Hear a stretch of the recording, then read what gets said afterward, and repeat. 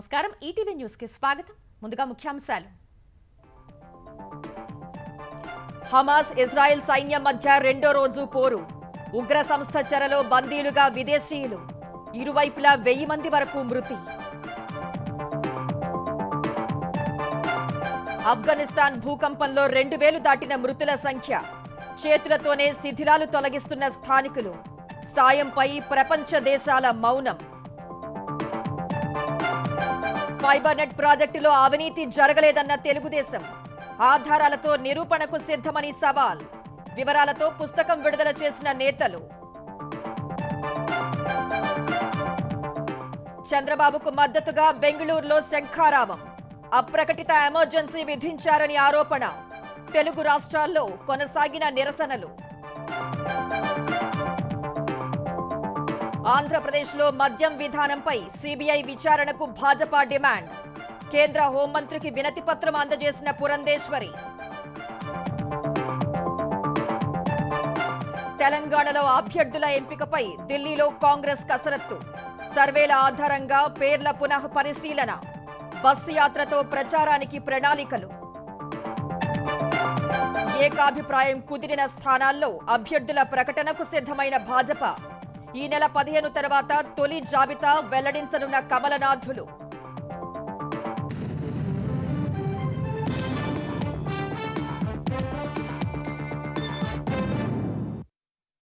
పశ్చిమాసియాలో Hamas Israel సైన్యం మధ్య రెండో రోజు హోరాహోరీ పోరాటం కొనసాగుతోంది అనూహ్య దాడితో నివ్వెరపోయిన హమాస్ సంస్థ సభ్యులే లక్ష్యంగా ఇజ్రాయెల్ వైమానిక దాడులతో విరుచుకుపడింది దక్షిణ ఇజ్రాయెల్ వీధుల్లో హమాస్ సంస్థ సభ్యులతో ఇజ్రాయెల్ సైన్యం తలపడుతోంది ఈ పోరాటంలో ఇప్పటి వరకు ఇరువైపులా 1000 మంది వరకు ప్రాణాలు కోల్పోయినట్లు తెలుస్తోంది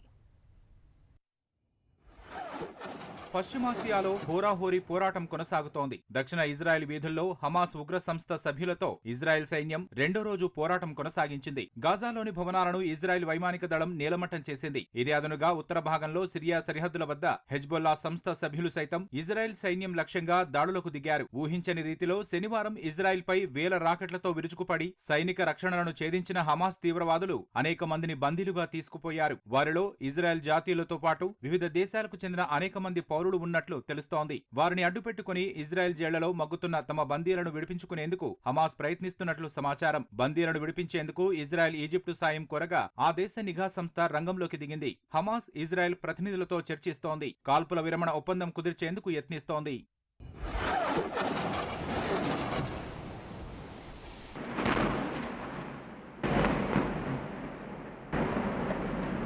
అధికారిక గణాంకాల్లో స్పష్టత లేకున్నా స్థానిక మీడియా ప్రకారం హమాస్ దాడుల తర్వాత చనిపోయిన వారి సంఖ్య 600 దాటింది వారిలో 44 మంది సైనికులు ఉన్నట్లు తెలిపింది తమ పరిధిలో 313 మంది చనిపోయినట్లు గాజా తెలిపింది తాము 400 మంది తీవ్రవాదులను చంపినట్లు ఇజ్రాయెల్ సైనికాధికారి చెప్పారు దేశం యుద్ధంలో ఉందన్న ఇజ్రాయెల్ ప్రధాని బెంజమిన్ నెతన్యాహు తమ శత్రువులు భారీ మూల్యం చెల్లించుకోక తప్పదని హెచ్చరించారు గాజాలోని తమ ఇళ్లలో దాక్కున్న ప్రతి హమాస్ కమాండర్ను మట్టుబెడతామని ఇజ్రాయెల్ ప్రకటించింది హమాస్ మాత్రం తాము పోరాటం ఆపబోమని తెలిపింది తాము ఆక్రమించిన ప్రాంతాల్లోకి మరిన్ని బలగాలు ఆయుధాలు పంపుతామని ప్రకటించింది అత్యధిక ప్రజలు ఉండే గాజాకు శనివారం విద్యుత్ నిలిపివేసిన ఇజ్రాయెల్ ఇంధనం సరుకులు కూడా పంపబోమని హెచ్చరించింది ఇజ్రాయెల్ సైన్యం చేస్తున్న హెచ్చరికలతో వైమానిక దాడుల నుంచి కాపాడుకునేందుకు గాజా పౌరులు తమ ఇళ్లు వదిలి సరిహద్దు ప్రాంతాలకు తరలిపోతున్నారు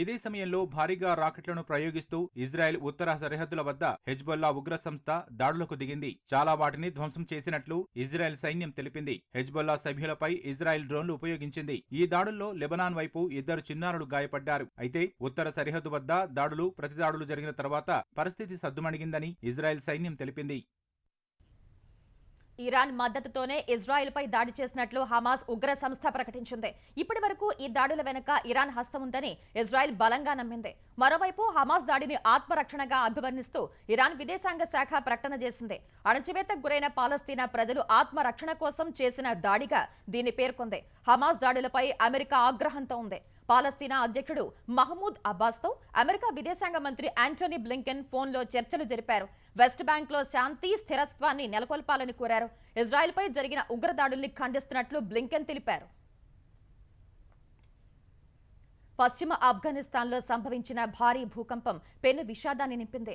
ఈ ప్రకృతి విపత్తు ధాటికి ఇప్పటి వరకు మృతుల సంఖ్య 2000 దాటింది. వేలాది మందికి గాయాలయ్యాయి. తొలుత 6.3 తీవ్రతతో భూకంపం సంభవించింది. ఆ తర్వాత 5.3 కంటే ఎక్కువ తీవ్రతతో వరుస ప్రకంపనలు హెరాత్ ప్రావిన్స్ ను వణికించాయి. ఈ ప్రకంపనలతో 6 పెద్ద గ్రామాలు ధ్వంసమయ్యాయి. వందలాది మంది ఇళ్ల శిథిలాల కిందే చిక్కుకునున్నారు. 500 వరకు ఇళ్లు, భవనాలు నేలమట్టం అయినట్లు ప్రాథమికంగా గుర్తించారు. హెరాత్లోని చాలా జిల్లాల్లో సమాచార వ్యవస్థ దెబ్బతింది. జెండా జిల్లాలో భూకంప తీవ్రత అధికంగా ఉంది. స్థానికులే చేతులతో శిథిలాలను తొలగించి సహాయక చర్యలు చేపట్టారు. మరిన్ని భూకంపాలు సంభవించే అవకాశం ఉండటంతో ప్రజలు ఇళ్ల బయటే ఉంటున్నారు. తాలిబాన్ ప్రభుత్వం కావటంతో సహాయక చర్యలు ఆలస్యం అవుతున్నట్లు తెలిసిందే. ఇప్పటి వరకు ఏ దేశం కూడా ఆఫ్ఘనిస్తాన్కు సాయం చేస్తామని ప్రకటించలేదు. ఆఫ్ఘన్లోని ప్రపంచ ఆరోగ్య సంస్థ 12 అంబులెన్స్లు, అత్యవసర వైద్య సామాగ్రిని అందించింది. ఏపీ ఫైబర్ నెట్ ప్రాజెక్టులో అవినీతి జరిగిందన్న ప్రభుత్వ ఆరోపణలు ముమ్మాటికి అసత్యమని తెలుగుదేశం స్పష్టం చేసింది. చంద్రబాబుపై బురద చల్లాలనే దురుద్దేశంతో ఆరోపణలు చేస్తున్నారు తప్ప రూపాయి కూడా దారి మళ్లలేదని తెలుగుదేశం సీనియర్ నేత పయ్యావుల కేశవ్ తేల్చి చెప్పారు. 30 కోట్ల ప్రభుత్వ పెట్టుబడితో ఇప్పటికే 900 కోట్ల ఆదాయం ఆర్జించిన గొప్ప ప్రాజెక్టుపై అడ్డగోలుగా మాట్లాడడం సిగ్గుచేటన్నారు. ఏపీ ఫైబర్ నెట్ ప్రాజెక్టు వాస్తవాలు, జగన్ ముఠా అబద్ధపు ఆరోపణలు పేరిట వేసిన పుస్తకాన్ని తెలుగుదేశం నాయకులతో కలిసి కేశవ్ ఆవిష్కరించారు. ప్రభుత్వం చేస్తున్న ప్రతి ఆరోపణకు సవివరంగా సమాధానమిచ్చారు. ఖచ్చితంగా మీరంటూ ప్రాసిక్యూట్ చేయాలి అనుకుంటే ఇందులో ముందు అధికారుల్ని ప్రాసిక్యూట్ చేయాలి. ఇందులో ఏ ఒక్క దగ్గర కూడా చంద్రబాబు నాయుడు గారికి సంబంధం లేదు. 30 కోట్లతో 900 కోట్ల రూపాయల ఆదాయాన్ని తీసుకొచ్చినటువంటి సంస్థ భారతదేశంలో ఎక్కడైనా ఉందా అని నేను ప్రశ్నిస్తున్నా. ఇందులో మీకు అవినీతి కనపడుతుంది. 5000 కోట్లది 300 కోట్లకు తగ్గించింది మీకు కనపడదు. ప్రజలకు చెప్పేటువంటి ప్రయత్నం మీరు చేయరు. కేవలం రాజకీయ కక్షతోటి, దుర్బుద్ధితోటి, దురాలోచనతోటి మీరు ఆయన్ని ఈరోజు ఇంప్లికేట్ చేశారు తప్ప ఒక్క రూపాయి కూడా ఇందులో పక్కకి పోలేదు. ఒక్క రూపాయి కూడా చంద్రబాబు గారికి అవినీతి మరక అంటలేదు. I'm challenging the investigation agency. Prove it. ఆంధ్రప్రదేశ్లో రాజ్యాంగం అమలు కావటం లేదని, అరాచక పాలన సాగుతోందని తెలుగుదేశం నేతలు ఆరోపించారు. చంద్రబాబుకు మద్దతుగా బెంగళూరులో ఐటీ ఉద్యోగులు నిర్వహించిన మాతృభూమి కోసం సమర శంఖారావం సభలో తెలుగుదేశం నేతలు పాల్గొన్నారు. వైకాపా పాలనలో ఆంధ్రప్రదేశ్ సర్వనాశనమైందని ఐటీ ఉద్యోగులు ధ్వజమెత్తారు. చంద్రబాబును మళ్లీ అధికారంలోకి తీసుకురావటానికి సమర శంఖారావం పూరించినట్లు తెలిపారు. చంద్రబాబుకు మద్దతుగా బెంగళూరులో నిర్వహించిన సమర శంఖారావం సభకు ఐటీ ఉద్యోగులు, తెలుగుదేశం నేతలు హాజరయ్యారు. జగన్ ప్రభుత్వం అప్రకటిత ఎమర్జెన్సీ అమలు చేస్తోందని వారు ధ్వజమెత్తారు. వచ్చే ఎన్నికల్లో చంద్రబాబును సీఎంగా చేయడమే తమ ప్రధాన లక్ష్యమని, దానికి ప్రతి ఒక్కరూ స్వరాష్ట్రానికి వచ్చి ఓటు వెయ్యాలని తెలుగుదేశం నేతలు కోరారు. ఐటీ రంగానికి చంద్రబాబు చేసిన కృషి వల్లే ఇక్కడకు వచ్చామని తెలుగు ప్రొఫెషనల్ వింగ్ అధ్యక్షురాలు తేజస్వి అన్నారు.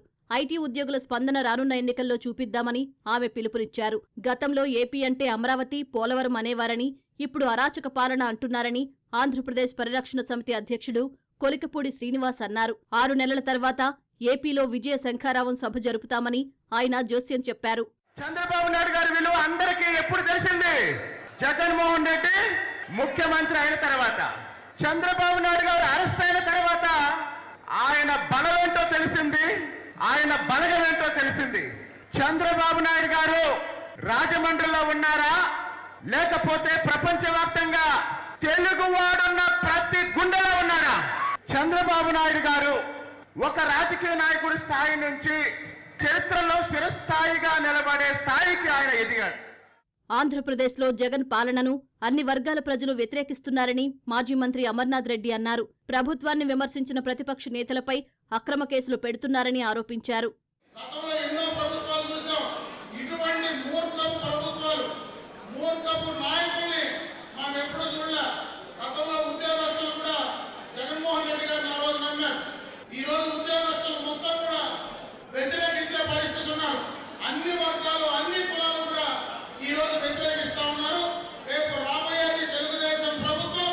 ఎవరైతే రేపు మనకు అన్యాయం చేశారో అవన్నిటికీ కూడా ఖచ్చితంగా సమాధానం చెప్పాలంటే చంద్రబాబు నాయుడు గారు ముఖ్యమంత్రి కావాలా? పాదయాత్రలో అనేక హామీలిచ్చిన జగన్ తర్వాత వాటి అమలును మరిచిపోయారని మాజీ మంత్రి అయ్యన్న పాత్రుడు విమర్శించారు. మద్యపాన నిషేధం చేస్తామని ఆ మద్యం మీదనే అప్పు తెచ్చుకున్నారని మండిపడ్డారు. చంద్రబాబును అరెస్టు చేసి భయపెట్టాలని చూస్తున్నారని, కానీ సైనికుల్లాంటి కార్యకర్తలే తెలుగుదేశం పార్టీకి బలమని అయ్యన్న స్పష్టం చేశారు. మాట్లాడగాదు పండ్లు దిక్కుకోవాలా. ఒక 6 నెలల్లో జగన్మోహన్ రెడ్డికి రాజకీయ సమాధి కట్టాలా. దాంట్లో చంద్రబాబు నాయుడు గారి పిల్లలే జనం, వేలాది జనం, లక్షల జనం వస్తారు. మనం లోకేష్ బాగైతే లక్షలాది జనం వస్తారు. నా కొడుకులు కష్టపడిపోతుంది. అంచేది ఇద్దరిని లోపలేస్తే తెలుగుదేశం పార్టీ ఎవరో తిరగరు, పనిచేసి కూడా ఉండరు. ఇది లక్షల మంది ఉన్నారు. చంద్రబాబు అరెస్టును ఖండిస్తూ ఆంధ్రప్రదేశ్ వ్యాప్తంగా నిరసనలు కొనసాగుతూనే ఉన్నాయి. బాబు అరెస్టును నిరసిస్తూ తూర్పుగోదావరి జిల్లా రామవరం నుంచి కాకినాడ జిల్లా గొల్లల మామిడాడ వరకు తెలుగుదేశం నేత నల్లమిల్లి రామకృష్ణారెడ్డి సైకిల్ యాత్ర చేపట్టారు. నిడదవోలులో మాజీ ఎమ్మెల్యే బూరుగుపల్లి శేషారావు ఆధ్వర్యంలో చేపట్టిన దీక్షలకు జన సైనికులు సంఘీభావం తెలిపారు. అనకాపల్లి జిల్లా బంగారుమెట్టలో రైతులు ఎడ్ల బండ్లతో నిరసన ప్రదర్శన నిర్వహించారు. వైఎస్ఆర్ జిల్లా కమలాపురంలో దీక్షలు కొనసాగుతున్నాయి. అనంతపురం జిల్లా ఉరవకొండలో బెస్త సంఘం నాయకులు దీక్షా శిబిరంలో చేపలు వలను కట్టి నిరసన చేపట్టారు. అనంతపురంలో తెలుగుదేశం నేతలు చేస్తున్న దీక్షలకు బీద రవిచంద్ర యాదవ్ సంఘీభావం తెలిపారు. అనంతపురం జిల్లా నార్పలలో తెలుగుదేశం కార్యకర్తలు నల్ల రిబ్బన్లు కట్టుకుని మోకాళ్లపై కూర్చుని నిరసన తెలిపారు. ఈ దీక్షకు సిపిఐ నాయకులు సంఘీభావం తెలిపారు. మైదుకూరులో చేపట్టిన దీక్షలో మహిళలు కూర్చుని వైకాపా ప్రభుత్వానికి వ్యతిరేకంగా నినాదాలు చేశారు. కర్నూలు జిల్లా ఆదోనిలో వీరశైవ లింగాయత్ నాయకులు దీక్షలో పాల్గొని గోరవయళ్లు నృత్యాల ప్రదర్శన చేశారు. తెలంగాణ శాసనసభ ఎన్నికల్లో పోటీ చేసే అభ్యర్థుల ఎంపికపై కాంగ్రెస్ ముమ్మర కసరత్తు చేస్తోంది.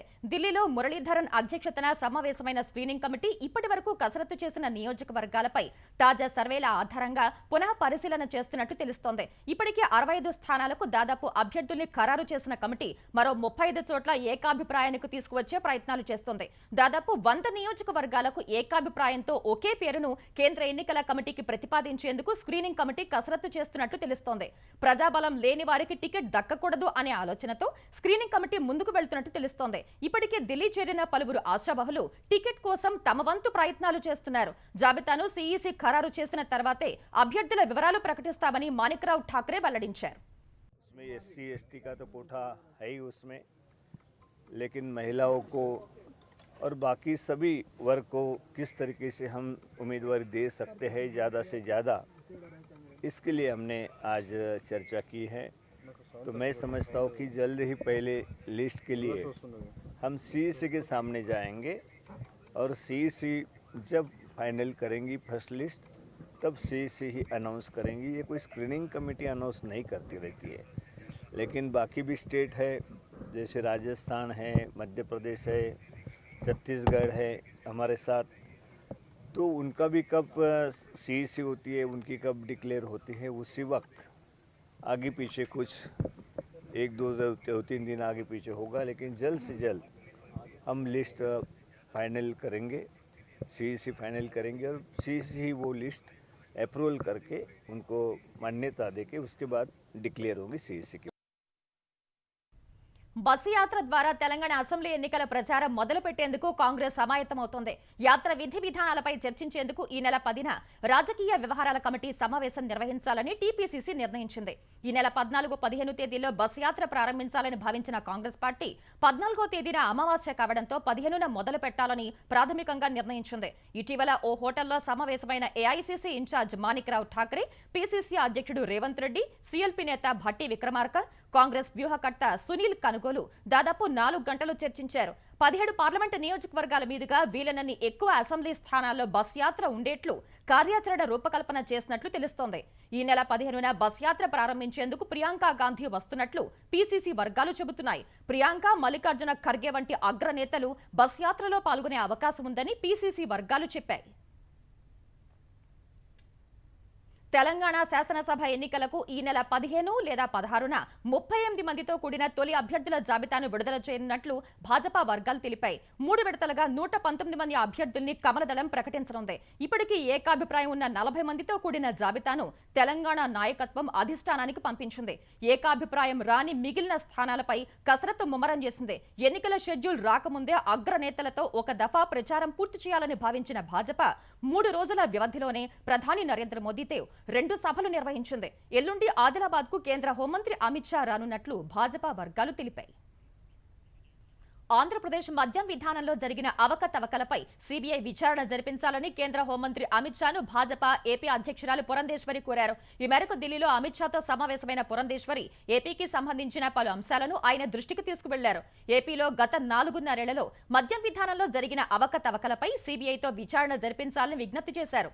మద్యం కొనుగోళ్లు అమ్మకాలకు సంబంధించిన విషయాలపై హోంమంత్రికి వినతి పత్రం అందజేశారు. పశ్చిమ గోదావరి జిల్లా నర్సాపురంలోని ఓ మద్యం దుకాణంలో 1,00,000 వరకు చేపట్టిన విక్రయాల్లో కేవలం 700 రూపాయలు మాత్రమే డిజిటల్ చెల్లింపులైనట్లు గుర్తించామని పురంధేశ్వరి ఇటీవల మీడియాకు తెలిపారు.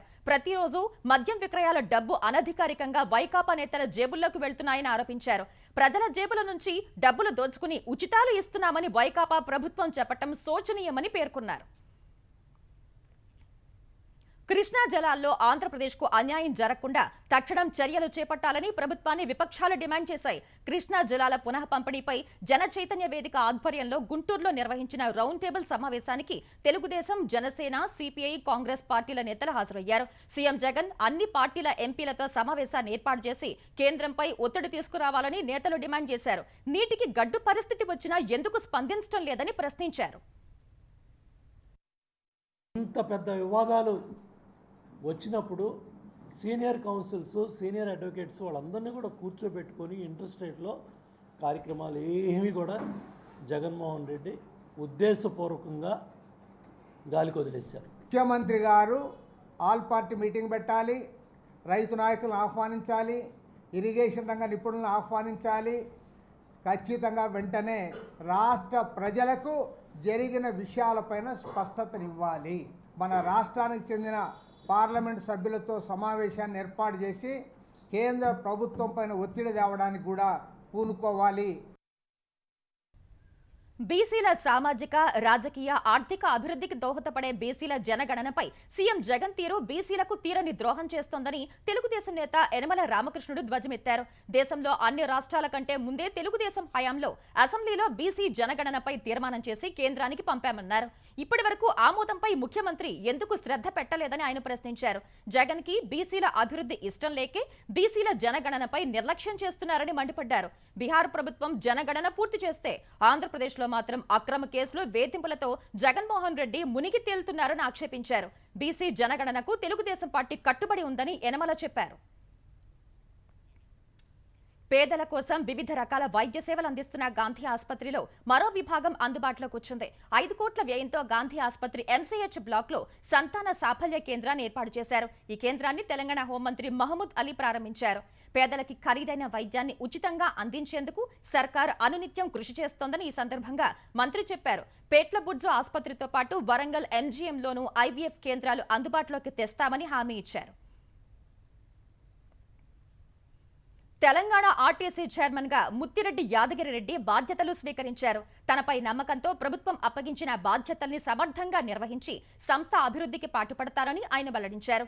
ఉద్యోగులతో పాటు సమిష్టిగా పనిచేసి సంస్థను లాభాల బాట పట్టించేందుకు తన వంతు కృషి చేస్తానని చెప్పారు. టీఎస్ఆర్టీసీ చైర్మన్ గా నియమించిన ముఖ్యమంత్రి కేసీఆర్ కి ముత్తిరెడ్డి యాదగిరి రెడ్డి కృతజ్ఞతలు తెలియజేశారు. యాదగిరి రెడ్డికి ఆర్టీసీ ఎండీ సజ్జనార్, ఇతర ఉన్నతాధికారులు శుభాకాంక్షలు తెలియజేసి సన్మానించారు. హైదరాబాద్ ప్రజా సమస్యలు పరిష్కరించడంలో భారాస ప్రభుత్వం పూర్తిగా విఫలమైందని భాజపా తెలంగాణ అధ్యక్షుడు కిషన్ రెడ్డి విమర్శించారు.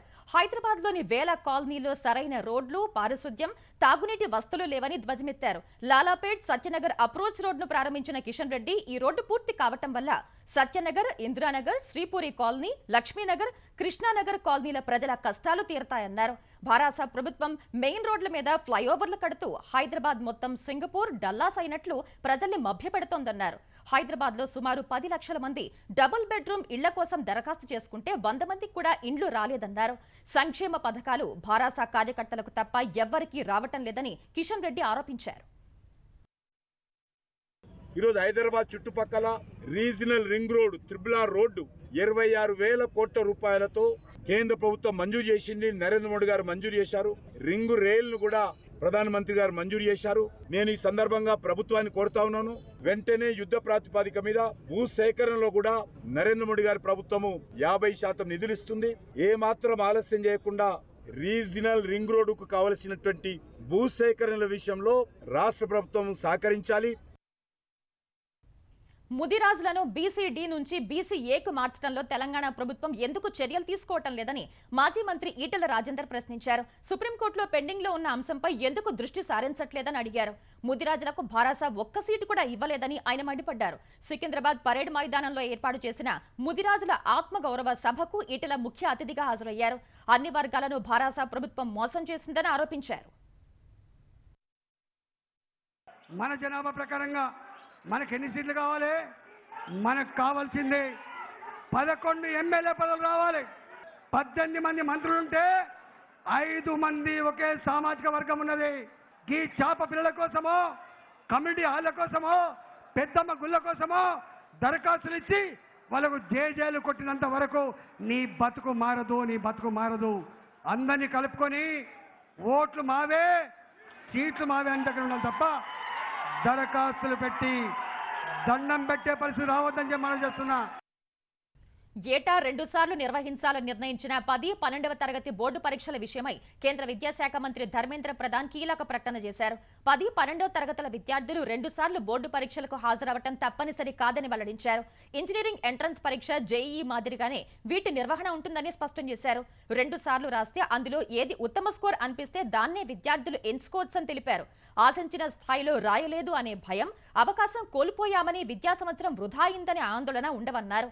కొత్త విద్యా విధానం ప్రకటన తర్వాత విద్యార్థులతో మాట్లాడానని, వారి నుంచి సానుకూలత వ్యక్తమైందని చెప్పారు. కాగా ఎన్ఈపీకి అనుగుణంగా విద్యా వ్యవస్థ సంస్కరణల కోసం న్యూ కరికులం ఫ్రేమ్వర్క్ విధానాన్ని కేంద్ర విద్యాశాఖ ఈ ఏడాది ఆగస్టులో ప్రతిపాదించింది. దీని ప్రకారం బోర్డు పరీక్షలు ఏటా 2 సార్లు నిర్వహిస్తారు. ఆయా సబ్జెక్టుల్లో సాధించిన ఉత్తమ స్కోర్ను విద్యార్థులు ఎంచుకునే అవకాశం కలగనుంది.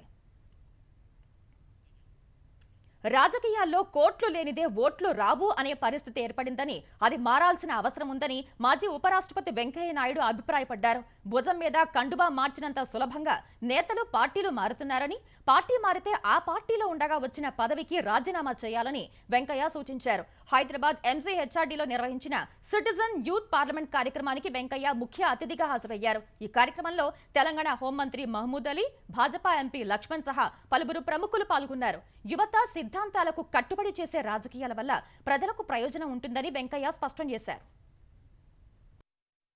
కోట్లు లేకపోతే ఓట్లు రావు అని చెప్పి అంటున్నారు. దీన్ని మార్చాలంటే కూడా ఆదర్శప్రాయం వ్యక్తులు రావాలి. వాడు ఎప్పుడైతే కోట్లు ఖర్చు పెడతాడో రేపు కోట్లు సంపాదించాలి. వాడు దేశాన్ని దోచుకోవాలి, లేకపోతే ఎటు తెచ్చి పెడతాడు చెప్పండి ఎవరైనా కూడా. ఈ వ్యవస్థ మారాలంటే ఆదర్శప్రాయమైన సిద్ధాంతప్రాయమైన రాజకీయాలు రావాలి. దానికోసమే యూత్ ఫ్రెష్గా ఉంటారు కాబట్టి, మంచి ఆలోచనలు ఉంటాయి కాబట్టి, మంచి ఉద్దేశం ఉంటుంది కాబట్టి, పోరాట పటిమగా ఉంటుంది కాబట్టి యూత్ పాలిటిక్స్లోకి రావాలని చెప్పని ధన లోభానికి, ఇటు కుల లోభానికి, అటు ప్రాంతీయ తాత్కాలిక ద్వేషాలకు అతీతంగా తయారయ్యే విధంగా మనం రాజకీయాన్ని రూపొందించాలి. అసలు పేరుతో నకిలీ ఐఫోన్ల విడి భాగాలు విక్రయిస్తున్న వ్యవహారంలో నలుగురిని హైదరాబాద్ మధ్యమండల టాస్క్ ఫోర్స్ పోలీసులు అరెస్ట్ చేశారు. సెంట్రల్ జోన్ టాస్క్ ఫోర్స్ పోలీసులు అబిడ్స్ దోమలగూడ పోలీసులతో కలిసి అబిడ్స్ జగదీష్ మార్కెట్లోని జై Rajeshwar mobile stores, new collection mobile stores, PS telecom mobiles, Himayat Nagar లోని ట్రినిటీ మొబైల్స్ లో సోదాలు చేశారు. ఐఫోన్ బ్యాక్ కవర్లు, 1675 నకిలీ యాపిల్ లోగోలు, అడాప్టర్లు, ఇయర్ పాడ్స్, ఎయిర్ పాడ్స్ సహా ఐఫోన్ కి సంబంధించిన పలు విడి భాగాలు స్వాధీనం చేసుకున్నారు. వీటన్నింటినీ రాజస్థాన్ నుంచి దిగుమతి చేసుకుని విక్రయిస్తున్నట్లు గుర్తించారు. అసలైన విడి భాగాల పేరుతో ప్రజల్ని మోసగిస్తున్నట్లు పోలీసులు తెలిపారు.